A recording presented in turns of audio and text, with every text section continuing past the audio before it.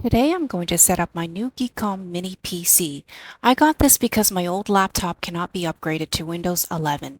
My original plan was simply to get another laptop, but when I saw how expensive it would be to get a laptop with all the specs I wanted, I started researching into mini PCs, and to my pleasant surprise, I was able to find several mini PC solutions with all the memory, storage, and processing power I wanted for a fraction of what it would cost to get something equivalent in a laptop. I settled on this Geekom 13th Gen Intel Core i9 mini PC because it offers everything I need for video editing and heavy multitasking, including a ton of ports for all my accessories.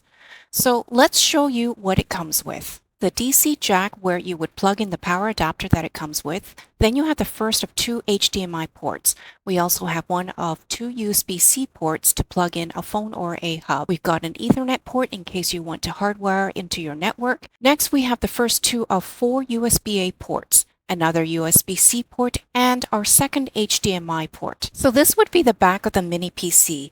And now if you turn it on to the side, you have a fan to prevent the box from overheating.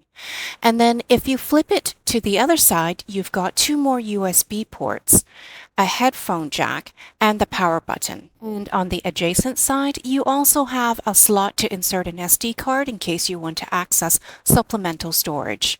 So this entire box is pretty lightweight and measures only 11 inches by 11 inches, which makes it very convenient if you want to travel with it. Now, let's see what else this mini PC comes with. We've got a manual that shows you all the different ports and how to plug it in. There are some screws in case you want to install it to a faceplate.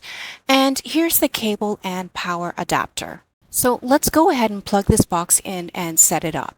Oh, and by the way, in case you're curious, the specs I got for this mini PC includes 32 gigs RAM because I'm a very heavy multitasker and I don't have the patience to wait for my apps to load and run one at a time. It also has an extra 32 gigs slot in case I want to upgrade my memory in the future, and it comes with 2 terabytes of SSD storage because I have a lot of video files, and you all know how large video files are. And in fact, this box has an extra SSD slot, so I can actually add another terabyte of storage in the future if I wanted to. And look at that, here's the Geekom welcome screen.